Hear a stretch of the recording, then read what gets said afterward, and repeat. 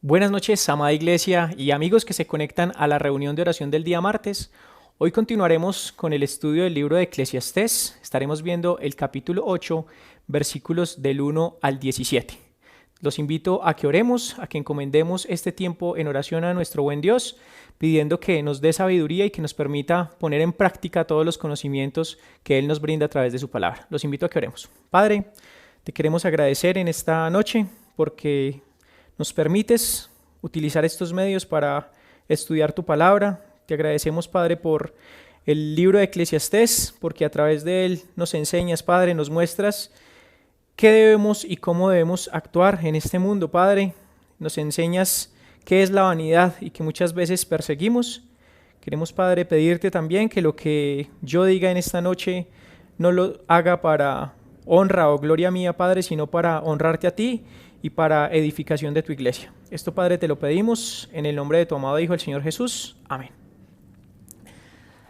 Vamos a iniciar con la lectura en el capítulo 8, versículos 1 al 17 en el libro de Eclesiastés. Dice así el versículo 1. ¿Quién como el sabio? ¿Y quién como el que sabe la declaración de las cosas? La sabiduría del hombre ilumina su rostro, y la tosquedad de su semblante se mudará. Te aconsejo que guardes el mandamiento del rey y la palabra del juramento de Dios. No te apresures a irte de su presencia, ni en cosa mala persistas, porque él hará todo lo que quiere, pues la palabra del rey es con potestad. ¿Y quién le dirá, qué haces? El que guarda el mandamiento no experimentará mal, y el corazón del sabio discierne el tiempo y el juicio. Porque para todo lo que quisieres hay tiempo y juicio, porque el mal del hombre es grande sobre él. Pues no sabe lo que ha de ser, y el cuándo haya de ser, ¿quién se lo enseñará? No hay hombre que tenga potestad sobre el espíritu para retener el espíritu, ni potestad sobre el día de la muerte. Y no valen armas en tal guerra, ni la impiedad librará al que la posee. Todo esto he visto, y he puesto mi corazón en todo lo que debajo del sol se hace. Hay tiempo en que el hombre se enseñorea del hombre para mal suyo. Asimismo he visto a los inicuos sepultados con honra, mas los que frecuentaban el lugar santo fueron luego puestos en el olvido, en la ciudad donde habían actuado con rectitud. Esto también es vanidad. Por cuanto no se ejecuta luego la sentencia sobre la mala obra, el corazón de los hijos de los hombres está en ellos dispuesto para hacer el mal. Aunque el pecador haga mal 100 veces y prolongue sus días, con todo yo también sé que les irá bien a los que a Dios temen, los que temen ante su presencia. Y que no le irá bien al impío, ni le serán prolongados los días, que son como sombra, por cuanto no teme de la presencia de Dios. Hay vanidad que se hace sobre la tierra. Hay justos a quienes sucede como si hicieran obras de impíos, y hay impíos a quien acontece como si hicieran obras de justos. Digo que esto también es vanidad. Por tanto, alabé yo la alegría, que no tiene el hombre bien debajo del sol, sino que coma y beba y se alegre, y que esto le quede de su trabajo, los días de su vida que Dios le conceda debajo del sol. Yo, pues, dediqué mi corazón a conocer sabiduría y a ver la faena que se hace sobre la tierra, porque hay quien ni de noche ni de día ve sueño en sus ojos. Y he visto todas las obras de Dios, que el hombre no puede alcanzar la obra que debajo del sol se hace. Por mucho que trabaje el hombre buscándola, no la hallará. Aunque diga el sabio que la conoce, no por eso podrá alcanzarla. Eclesiastés es un libro que fue escrito cerca de 3000 años atrás y hoy en día sigue tan vigente, enseñándonos a nosotros sabiduría y vanidad. Creo que es el contexto bajo el libro y cómo nos expresa en cada una de esas palabras qué es sabiduría y qué es vanidad. Creo que son dos palabras que se repiten y mucho en este capítulo que vamos a estar viendo el día de hoy. Arranquemos con el versículo 1. ¿Quién como el sabio? ¿Y quién como el que sabe la declaración de las cosas. La sabiduría del hombre ilumina su rostro, y la tosquedad de su semblante se mudará. Vemos cómo el rey Salomón pide sabiduría. Y aquí vamos a estar revisando mucho de lo que es la vida de Salomón y cómo Salomón, el escritor del libro de Eclesiastés, empieza a hacer una aplicación específica en su vida y empieza a enseñarnos a nosotros como iglesia hoy en día, en su momento al pueblo de Israel. Y también se habla en el libro de Eclesiastés una carta hacia un hijo, cómo instruir a su hijo. Entonces arranquemos en este momento con la parte de Salomón pidiendo sabiduría, y los invito a que vayamos en el contexto histórico a ver en Primera de Reyes en el capítulo 3 y el versículo 12. Dice: He aquí, lo he hecho conforme a tus palabras, he aquí que he dado corazón sabio y entendido, tanto que no ha habido antes de ti otro como tú, ni después de ti se levantará otro como tú. En este caso Jehová le está hablando directamente a Salomón y le está diciendo: lo que me pediste te he dado. Me pediste un corazón sabio, me pediste sabiduría, y eso es lo que te estoy dando a ti, Salomón. Te estoy dando sabiduría. ¿Sabiduría para qué? Sabiduría para administrar lo que estaba recibiendo. Estaba recibiendo el reino de Israel. Salomón tenía que empezar a trabajar en una buena administración. ¿Y por qué lo hacía así? ¿Por qué pidió sabiduría a Dios? Porque necesitaba, aparte de los conocimientos que había recibido de su padre, empezar a trabajar y empezar a guiar a ese pueblo de Israel hacia donde Dios le había prometido a ese mismo pueblo que lo iba a llevar. En este caso, Salomón recibe esa sabiduría y ve una necesidad de empezar a trabajar y empezar a administrar todo lo que es ese reino que había recibido. En Jeremías capítulo 33 y versículo 3 dice: Clama a mí y yo te responderé y te enseñaré cosas grandes y ocultas que tú no conoces. Es un versículo muy conocido, creo que lo hemos memorizado en muchas ocasiones. Y vemos aquí: ¿quién como el sabio? Nos dice el primer versículo del capítulo 8. ¿Quién como el sabio? ¿Y quién nos está diciendo estas palabras? Nada más y nada menos que Salomón. ¿Y quién fue Salomón? Se podría decir, o lo dice en este caso, el mismo Dios nuestro en el libro de Reyes, que le había dado sabiduría a Salomón como nunca nadie la había tenido atrás y como nadie la había tenido hacia adelante. Es decir, que Salomón estaba hablando, si es como si se estuviera hablando a él mismo. ¿Y quién como el que sabe, ¿y quién como el que sabe la declaración de las cosas? Él tenía esa declaración de muchas cosas que estaba viendo, podía ver todo su entorno, se dedicó a estudiar gran cantidad de cosas, sabía de construcción, sabía de metales, sabía de comercio, sabía de gran cantidad de cosas, y todo porque Dios le había dado a él sabiduría. La sabiduría del hombre ilumina su rostro, pero no es una sabiduría sobre cualquier cosa. La sabiduría, y en este caso retomo el proverbio donde dice: el principio de la sabiduría es el temor de Jehová. Es decir, ese temor o esa sabiduría de la que habla el proverbio es la que realmente puede iluminar el rostro, y la tosquedad de su semblante se mudará. ¿Cómo debe cambiar nuestro semblante? Cada vez que podemos escudriñar más las escrituras y cada vez que vemos más ese amor que Dios ha tenido para con nosotros, nuestro semblante debería cambiar cada día, debería ser un semblante muchísimo mejor. A veces, y me incluyo, tenemos unos momentos difíciles en nuestra vida, tenemos momentos en los que nuestra cara afecta a nuestra familia, afecta a las personas que están con nosotros, básicamente porque nos ven y ven una tosquedad, como lo dice el versículo. Somos toscos con nuestro semblante, pero realmente deberíamos ser personas alegres, felices de saber que vamos a ir al cielo, felices de saber que recibimos la salvación a través del Señor Jesús y felices de poder tener esa esperanza puesta en la eternidad y no en las cosas que están en la tierra. Vamos a avanzar hacia el Salmo 111, versículo 10.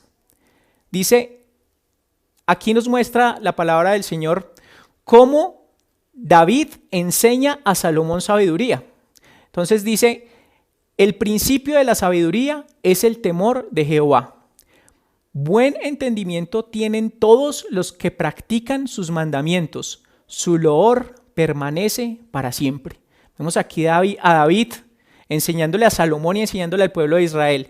El principio de la sabiduría es el temor de Jehová.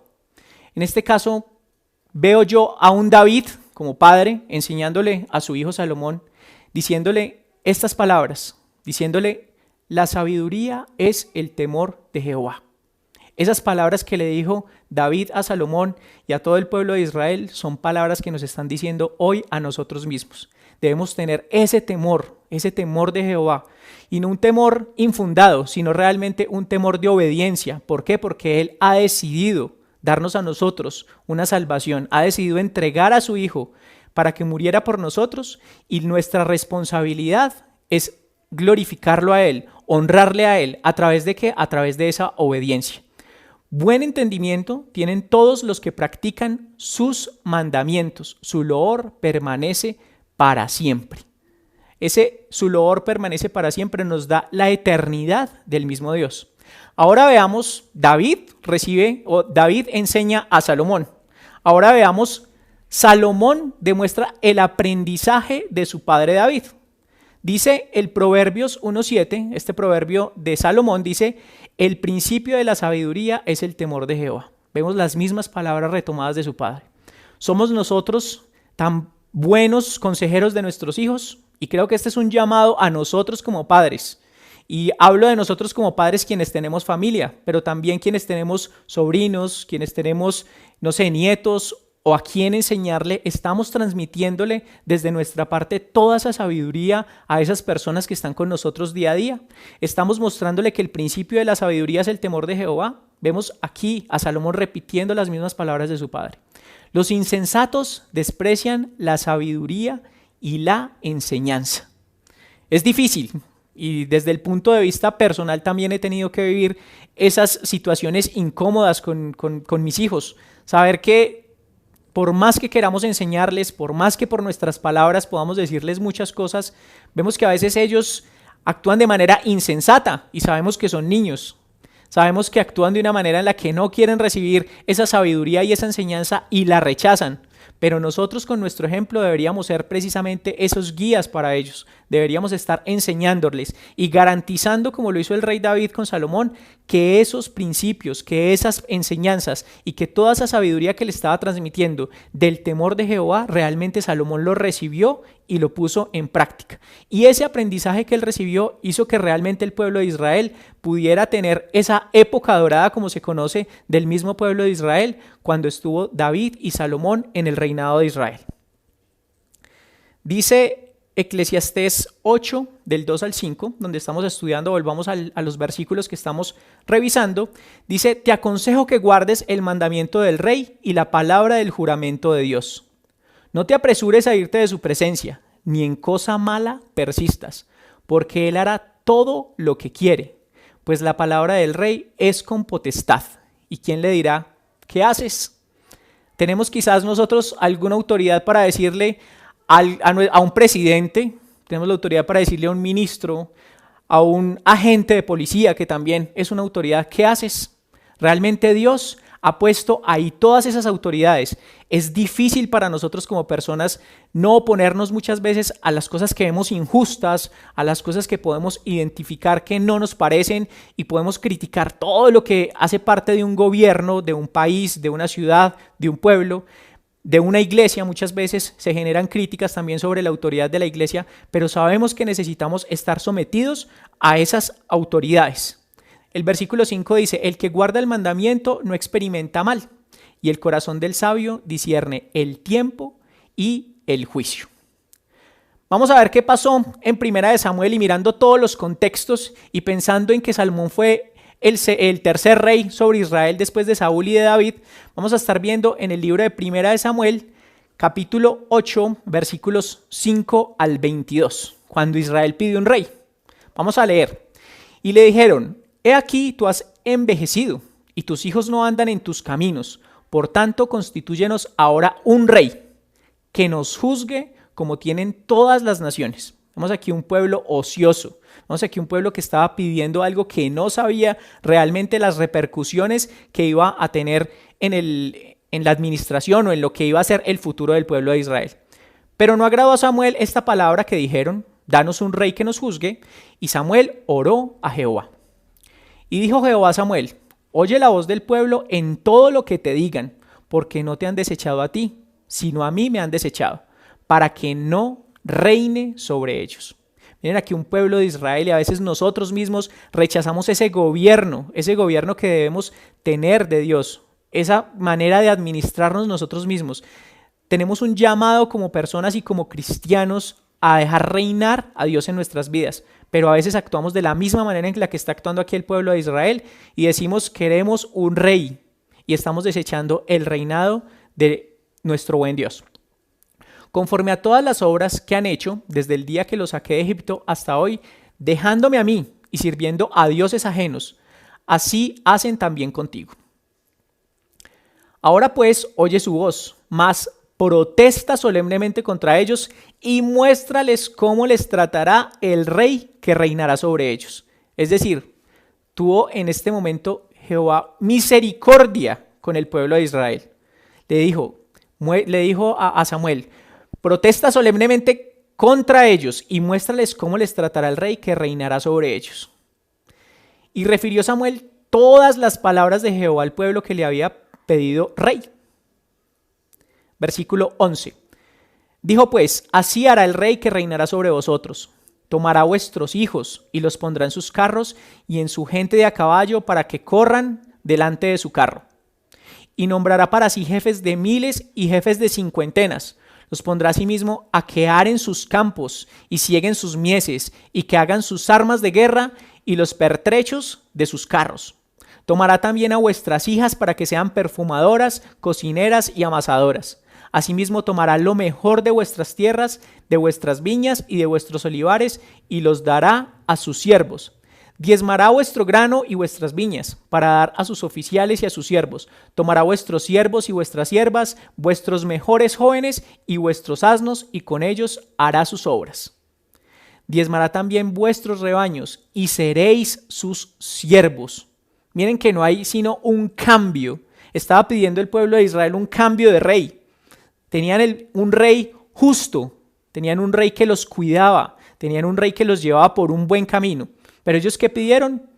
Someterse bajo otro reinado. No querían seguir bajo el reinado de Jehová. Y clamaréis aquel día, causa de vuestro rey, que os habréis elegido. Mas Jehová no os responderá en aquel día. ¿Por qué? Porque ellos habían decidido sujetarse a otro rey. Pero el pueblo no quiso oír la voz de Samuel y dijo, no, sino que habrá rey sobre nosotros. Nuevamente la terquedad del pueblo de Israel, y nos vemos nosotros mismos reflejados en esa terquedad del pueblo de Israel. Y nosotros seremos también como todas las naciones, y nuestro rey nos gobernará, y saldrá delante de nosotros, y hará nuestras guerras. Y oyó Samuel todas las palabras del pueblo, y las refirió en oídos de Jehová. Y Jehová dijo a Samuel, oye su voz y pon rey sobre ellos. Entonces dijo Samuel a los varones de Israel, idos cada uno a vuestra ciudad. Definitivamente vemos un pueblo de Israel terco, vemos un pueblo de Israel que no quería someterse a la voluntad de Jehová. Y vemos ese mismo pueblo, esa misma terquedad hoy en día.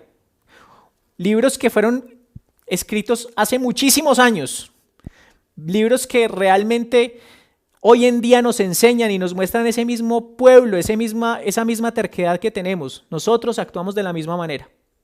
Como seres humanos actuamos de la misma manera.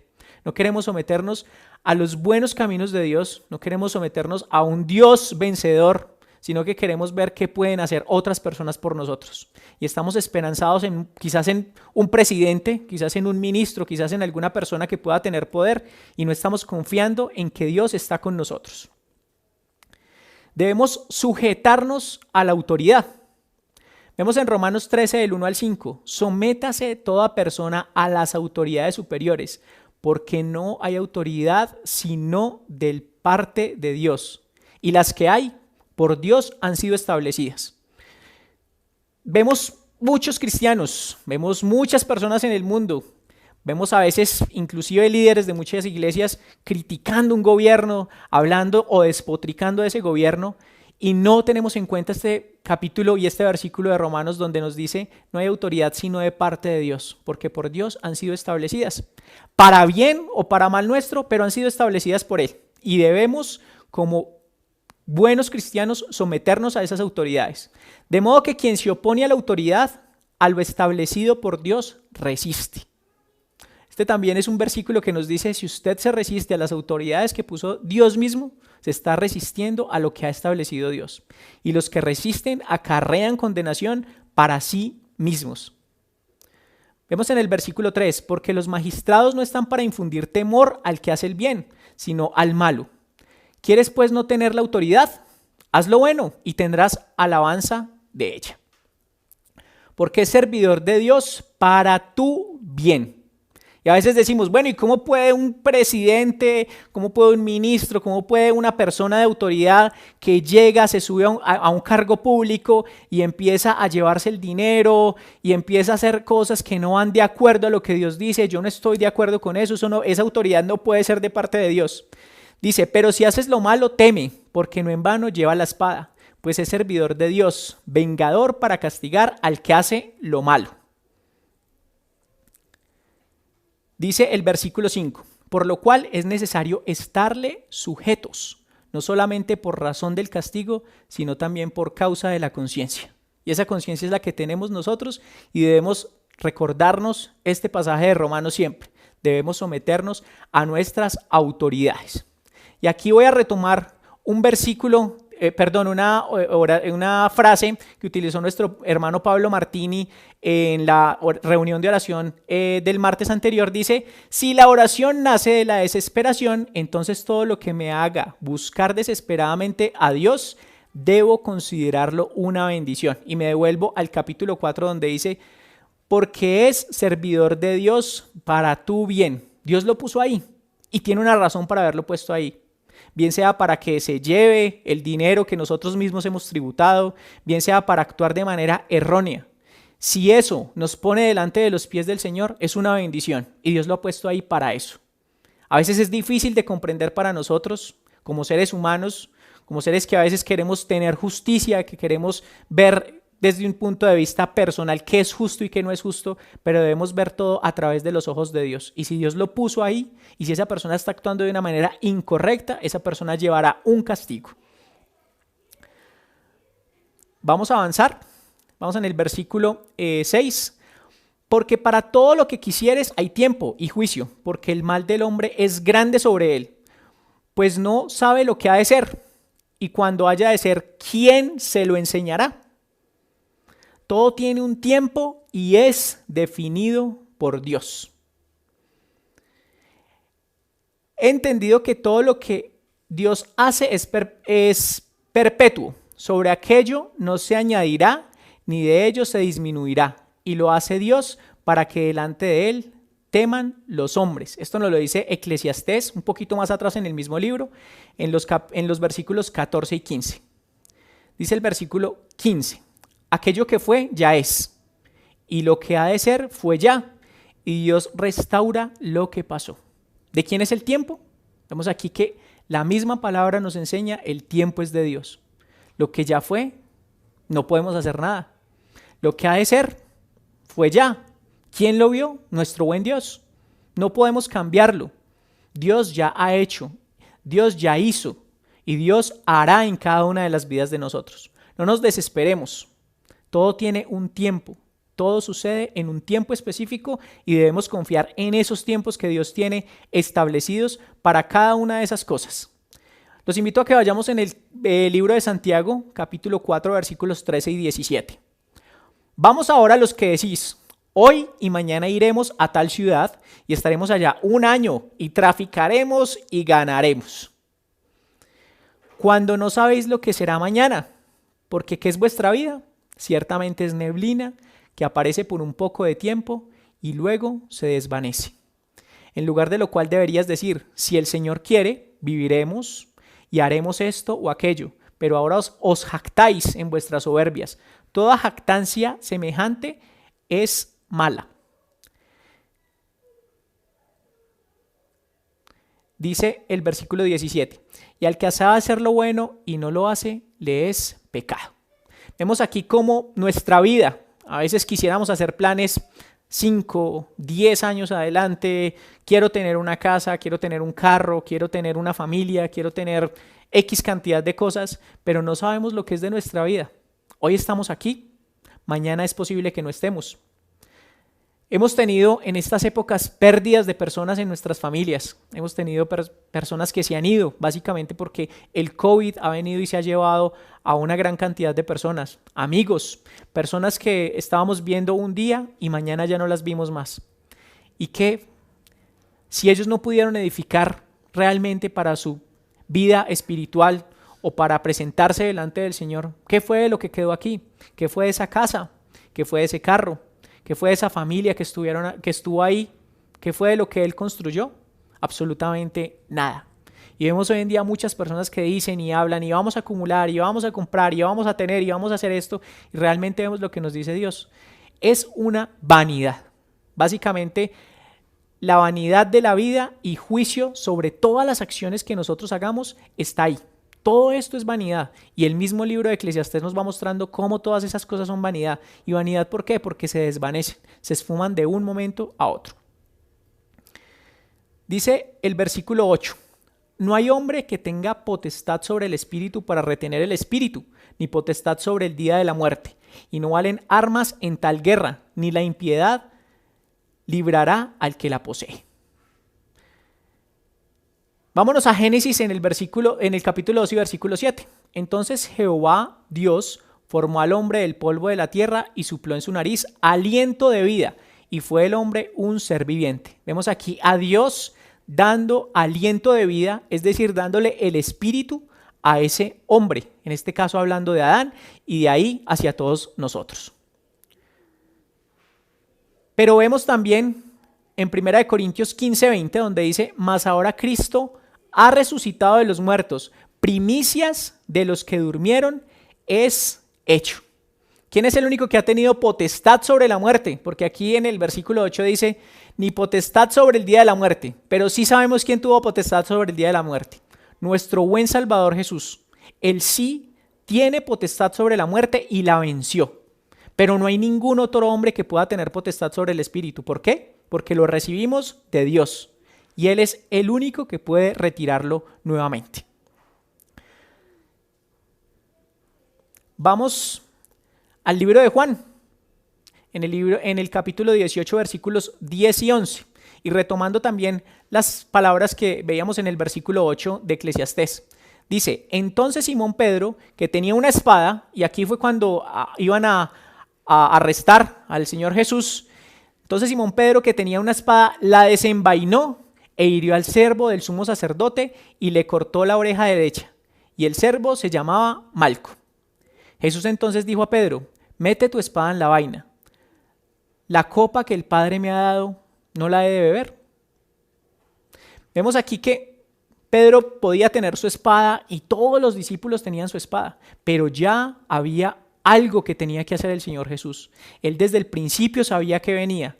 Él desde el principio sabía que debía cumplir con una responsabilidad que había sido encomendada.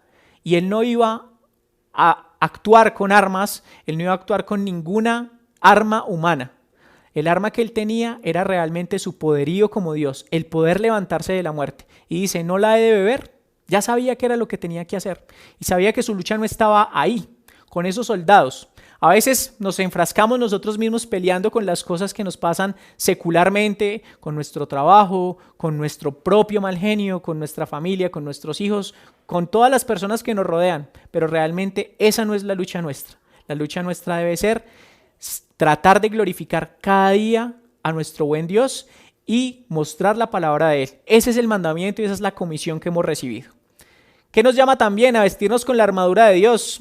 Aquí vemos en Efesios 6, 10 y 11, dice, por lo demás, hermanos míos, fortaleceos en el Señor y en el poder de su fuerza. Vestíos de toda la armadura de Dios para que podáis estar firmes contra las acechanzas del diablo. Y ahí en los siguientes versículos nos muestra qué es la armadura de Dios. Y no nos muestra en ninguna parte ni un escudo físico, ni un casco físico, ni una espada física, sino que todos son esas cosas que Dios nos da para poder actuar y luchar en contra de nuestro enemigo, que es el diablo.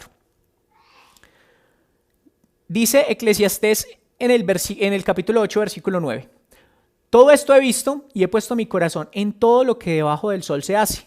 Hay tiempo en el hombre que se enseñorea del hombre para mal suyo. Y a veces quisiéramos gobernar, a veces quisiéramos ser nosotros los que estamos por encima, los que tenemos poder sobre las demás personas y quisiéramos tener unos cargos muy altos, bien sea a nivel corporativo en una empresa o cargos muy altos a nivel de gobierno. Pero vemos en el Mateo 20:25 dice: entonces Jesús llamándolos dijo: sabéis que los gobernantes de las naciones se enseñorean de ellas y los que son grandes ejercen sobre ellas potestad. ¿Pero qué carga llevan ellos? Precisamente esa responsabilidad. ¿Y esa responsabilidad de responder a quién? Al mismo Dios. En algún momento, si tenemos nosotros un cargo de poder, tendremos que responder por todas esas personas que están debajo de nosotros. Lo mismo que en una empresa, tenemos que responder por todas esas personas que actúan debajo de nosotros si tenemos personal a cargo. De la misma manera en que un líder de una asamblea tiene la responsabilidad de todas las personas que actúan debajo de él, actuando en nombre de una iglesia, así como un ministro, así como cualquier persona que está en un cargo público, tiene responsabilidades. En este caso, esos gobernantes acarrean y llevan una responsabilidad y tendrán que dar cuentas de esa administración delante del mismo Dios. Aquí ya terminó la primera parte del capítulo 8 de Eclesiastés. Vamos a las desigualdades de la vida. Dice el versículo 10: asimismo he visto a los inicuos sepultados con honra, mas los que frecuentaban el lugar santo fueron luego puestos en el olvido, en la ciudad donde habían actuado con rectitud. Esto también es vanidad. Y vuelve y nos cita la vanidad aquí el versículo 10. Por tanto, no se ejecuta luego sentencia sobre la mala obra, el corazón de los hijos de los hombres está en ellos dispuesto para hacer el mal. Y esa es la disposición que tenemos nosotros como seres humanos. Y también lo vemos en el libro de Nehemías en el capítulo 9, versículo 17. Nos dice: no quisieron oír ni se acordaron de tus maravillas que habías hecho con ellos. Antes endurecieron su cerviz y en su rebelión pensaron poner caudillo para volverse a su servidumbre. Pero tú eres Dios que perdonas, clemente y piadoso, tarde para la ira y grande en misericordia, porque no los abandonaste. Aquí está citando el libro, la historia del pueblo de Israel cuando habían salido de Egipto y cuando quisieron volver. Y pensaba yo cuando estaba estudiando en este versículo, ¿qué hubiera pasado si ese pueblo de Israel hubiera podido volver a Egipto? No me imagino lo que hubieran hecho en Egipto con el pueblo de Israel. Si ya venían de una carga muy fuerte, si ya venían sometidos por el mismo Egipto, atacándolos, castigándolos, azotándolos, donde hubieran vuelto después de haber salido triunfantes, porque así salió el pueblo de Israel de Egipto, salió triunfante. Pero ¿qué hizo? Miró atrás, como la mujer de Lot. Eso mismo estaba haciendo el pueblo de Israel. Estaba volviendo, estaba pensando en volver. Dice un comentarista, el corazón del pueblo de Israel se había devuelto a Egipto. ¿Qué hubiera pasado si físicamente también hubieran vuelto a Egipto? Ese sometimiento y esa servidumbre bajo la que estaba en ese momento el pueblo de Egipto se hubiera duplicado. Y si no hubiera sido porque Jehová impidió de que ellos volvieran, seguramente el pueblo de Israel hubiera perecido si hubiese sido por sus propios medios y hubiera decidido volver atrás. ¿Qué nos muestra Romanos 1, 24 y 25? Dice el versículo 24: por lo cual también Dios los entregó a la inmundicia en la concupiscencia de sus corazones, de modo que deshonraron entre sí sus propios cuerpos, ya que cambiaron la verdad de Dios por la mentira, honrando y dando culto a las criaturas antes que al Creador, el cual es bendito por los siglos. Amén. Vemos aquí qué y cómo nos muestra realmente la palabra de Dios, lo que pasa cuando volvemos, lo que pasa cuando queremos volver atrás, lo que pasa cuando como seres humanos estamos pensando en volver a ese pecado, cuando estamos pensando en ir nuevamente a lo que habíamos vivido y de lo que Dios o Jesús, en nuestro buen Señor Jesús nos ha libertado y nos liberó de esa esclavitud del pecado. En este caso vemos qué pasa con la humanidad, qué pasa con un hombre que vuelve atrás. Y dice, y los entregó en las concupiscencias de sus corazones, a la inmundicia en las concupiscencias de sus corazones. Vemos, aquí nos está mostrando qué es lo que puede pasar y qué es a dónde podemos llegar si decidimos volver atrás. En los versículos 12 y 13 del capítulo 8 de Eclesiastés nos muestra, aunque el pecador haga mal 100 veces y prolongue sus días, con todo yo también sé que les irá bien a los que a Dios temen, los que temen ante su presencia.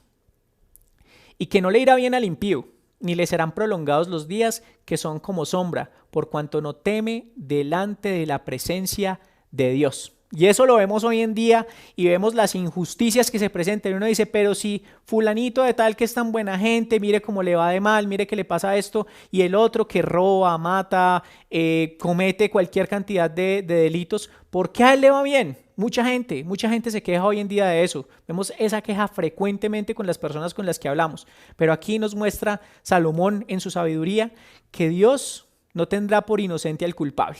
Y vamos a ver alguien que fue declarado culpable. Vamos a ver en Primera de Reyes 21, 24 y 25. Dice, el que de Acab fuere muerto en la ciudad, los perros lo comerán. Y el que fuere muerto en el campo, lo comerán las aves del cielo. Y para el pueblo de Israel era muy importante el proceso de sepultura de los cuerpos. Era una de las cosas que tenían más importancia para cuando moría una persona. Y aquí vemos que las personas no iban a sufrir un tema de una sepultura, no iban a ser sepultados en su momento, sino que realmente iban a ser comidos. Todas las personas o descendientes de Acab iban a ser comidos por los perros si morían en la ciudad. Y si morían en el campo, iban a ser comidos por las aves. Qué situación tan difícil para todos los descendientes de Acab, y así se cumplió. Dice el versículo 25, a la verdad ninguno fue como Acab, que se vendió para hacer lo malo ante los ojos de Jehová, porque Jezabel, su mujer, lo incitaba. Y no quisiéramos aquí malinterpretar y decir, no, es que fue culpa de Jezabel. Jezabel fue la que incitó a mal a Acab. Jezabel, igual que Adán, fueron culpables. Independiente de que su mujer los hubiera incitado a cometer el mal, la responsabilidad de Acab era la misma que la responsabilidad de cualquiera de nosotros. Aquí nos está sacando en limpio a Acab y diciendo, es que Acab fue Jezabel la que lo incitó, la que le dijo que hiciera algo y él por eso lo hizo, pobrecito Acab. No, realmente la responsabilidad es nuestra. Y nosotros, como hombres, si tenemos una mujer que nos incita a hacer el mal, o ustedes mujeres, si tienen un hombre que les está incitando a hacer algo malo, sepan que somos responsables cada uno por nosotros mismos y debemos ser conscientes y nosotros debemos actuar de la manera correcta como Dios nos lo manda. Ahora veamos Job. Vemos aquí a Acab. Acab tuvo una situación muy difícil por lo que le decía Jezabel.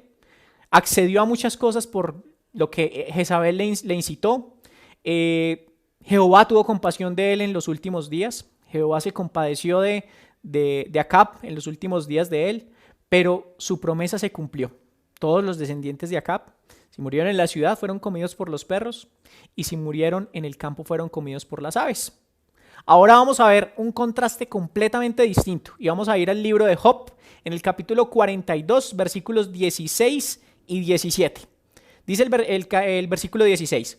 Después de esto, vivió Job, después de haber recibido toda esta, digámoslo así, situación difícil, esta, no sé cómo decirlo, esta tribulación que vivió en su vida. Después de esto vivió Job 140 años. Y la palabra de Dios nos cita que no le iba a dar al hombre más de 120 años de vida. Y Dios, después de toda esa tribulación que recibió Job, le multiplicó. Fue Dios el que le multiplicó.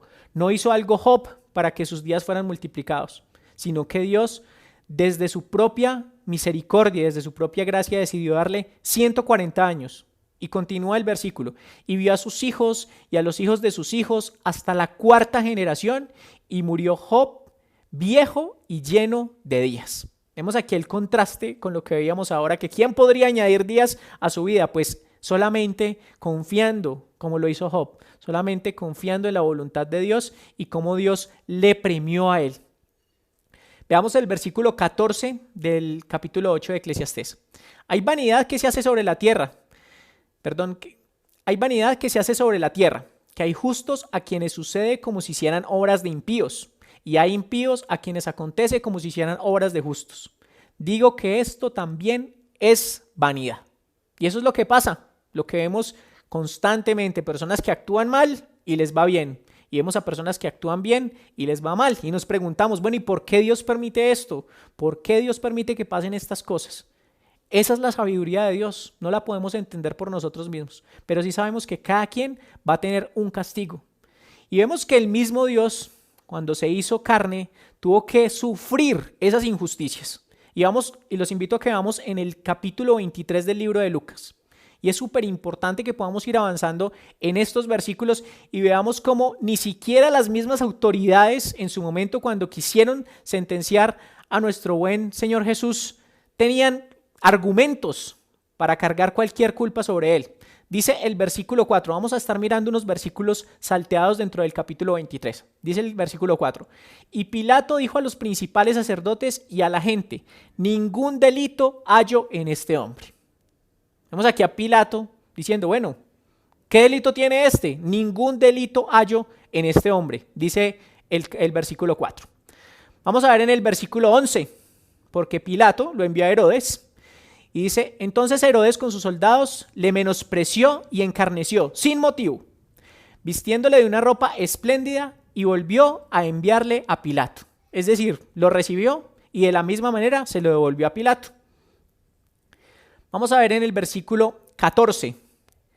Les dijo, me habéis presentado a este como un hombre que perturba al pueblo, pero habiéndole interrogado, yo delante de vosotros no he hallado en este hombre delito alguno de aquellos que le acusáis. Nuevamente, un hombre inocente. Se le estaba buscando una culpabilidad. Queriéndolo acusar, no encontraron absolutamente nada. No habían encontrado nada para acusarlo, pero le seguían y le seguían acusando y él dijo, bueno, ¿qué hago yo si de lo que ustedes lo acusan yo no tengo forma de condenarlo? No he encontrado ningún delito en él. Vamos a ver el versículo 21. Pero ellos volvieron a dar voces diciendo, crucifícale, crucifícale. Otra vez ese mismo pueblo de Israel. Ese mismo pueblo de Israel negando la potestad de Dios, negando que quería venir a salvarles y queriendo buscar reyes, queriendo buscar quién los estuviera oprimiendo. Un pueblo de Israel oprimido en ese momento, pudiendo tener la salvación. ¿Y qué dijo? Crucifícale, crucifícale. Vamos a ver en el versículo 25. Y le soltó aquel día que había sido echado en la cárcel por sedición y homicidio a quien habían pedido, y entregó a Jesús a la voluntad de ellos. Vemos aquí obras, las personas que actúan mal. Vemos aquí a un Barrabás, homicida, sedicioso, y vemos aquí a Jesús, que no pudieron encontrarle nada en él. Actuó toda la justicia sobre Jesús y cayó toda la justicia sobre él, y a quien debían castigar por homicidio y sedición, lo liberaron. Obras de justos, obras de impíos, y cómo le pagaron al justo y cómo le pagaron al impío. El mismo Dios hecho carne en el Señor Jesús tuvo que ver esas palabras que veíamos en Eclesiastés. Tuvo que vivirlas en carne propia. Obras de inicuos proclamadas como justas y obras de justos proclamadas como inicuas.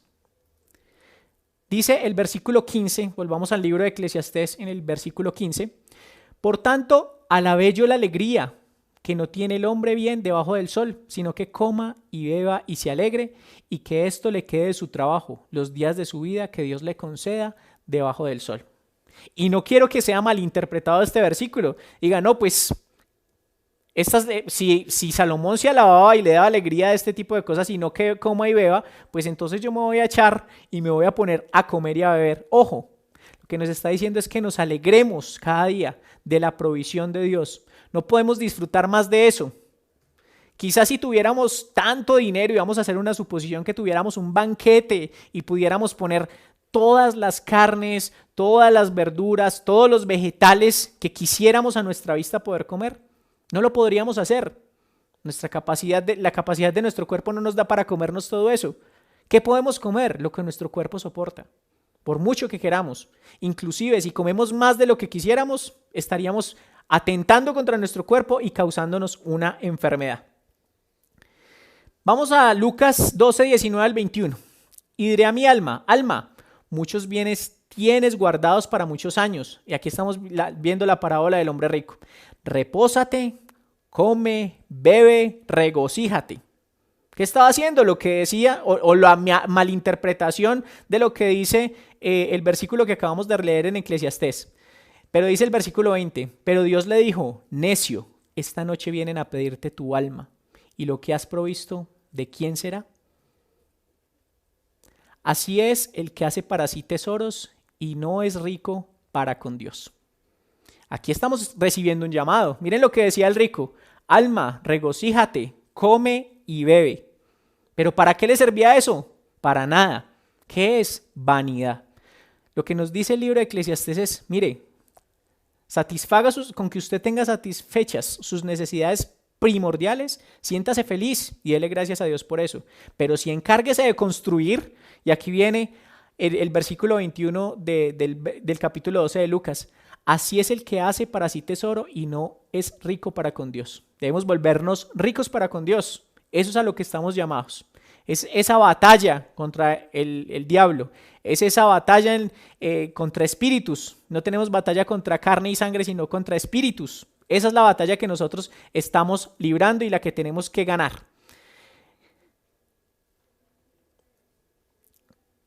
Dice el versículo 16, yo pues dediqué mi corazón a conocer sabiduría y a ver la faena que se hace sobre la tierra, porque hay quien ni de noche ni de día ve su sueño en sus ojos. ¿Quién? El mismo rico que acabamos de ver en el pasaje de Lucas.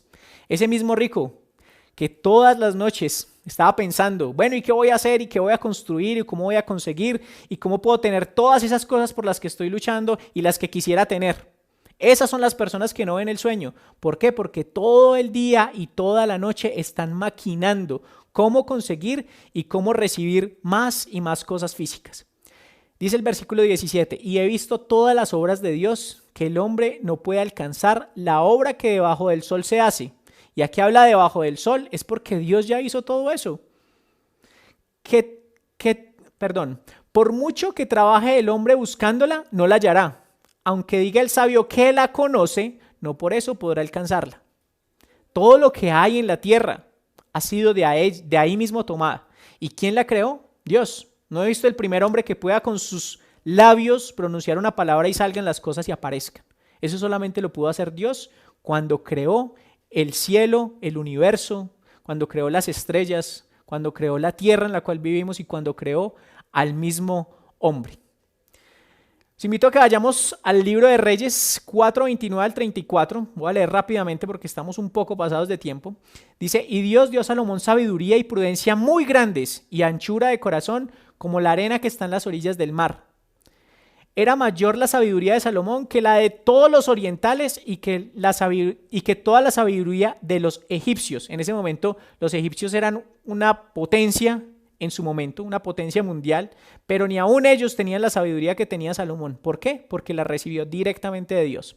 Versículo 31. Aún fue más sabio que todos los hombres, más que Etán Escarita y que Emán Calcol y Darda, hijos de Maol, y fue conocido entre todas las naciones de alrededor, y compuso 3,000 proverbios, y sus cantares fueron 1,005.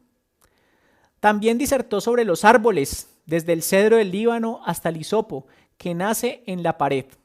Asimismo disertó sobre los animales, sobre las aves, sobre los reptiles y sobre los peces. Versículo 34. Y para oír la sabiduría de Salomón venían de todos los pueblos y de todos los reyes de la tierra, a donde había llegado la fama de su sabiduría. Así era la sabiduría, conocía de todo, tenía conocimiento en muchas áreas. Salomón tenía todo ese conocimiento. Pero ¿qué podía hacer él? Lo veíamos ahorita en el último versículo de Eclesiastés. Eso era lo que él podía ver, conocerlo, pero que él pudiera hacer más allá de eso, de conocer qué era lo que estaba viendo, que estudiarlo hasta donde pudiera hacerlo, no podía hacer más de eso. Hasta aquí llega el estudio de este capítulo 8. Muchísimas gracias por permanecer conectados. Esperamos que todas estas palabras que se dijeron en este estudio sean para la honra y gloria del Señor. Los invitamos a que nos pongamos en oración y terminemos este tiempo de oración y de estudio bíblico. Padre, te agradecemos por este tiempo que nos has permitido. te queremos pedir que lo que aquí, Padre, hayamos dicho, lo hayamos hecho para honrarte y glorificarte a ti. En el nombre de tu amado Hijo, el Señor Jesús. Amén.